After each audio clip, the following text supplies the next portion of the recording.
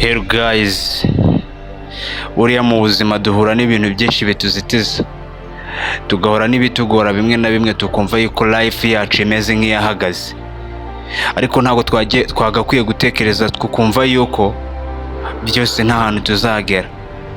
Muri ubu buzima tubamo duhura n'ibiduca intege byinshi cyane, ariko ntabwo twumva yuko twahagarara mani.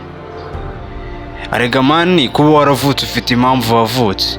Ntukishinje urubanza ngo wumve yuko nta na kimwe uzageraho muri ubu buzima. Ubuzima ufite nicyo gishoro cyawe.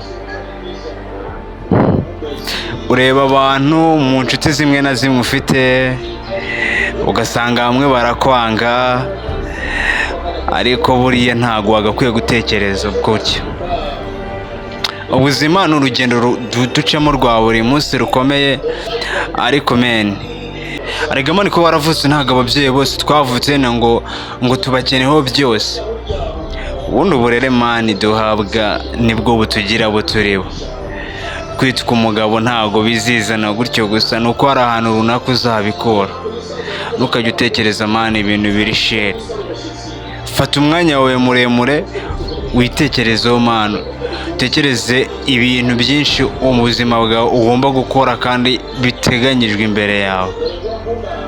Se mani, kuki wumva yuko wihebye mu buzima ukumva ko nta na kimwe wageraho? Ntabwo twagakwiye gutekereza gutyo, ahubwo twagakwiye kwibakamo ikintu cya danje, tukumva yuko turi abantu badanje muri ubu buzima.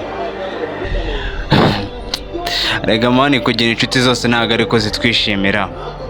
Tuzakora ibyiza ntibazashima, dukora ibi ntibazashima.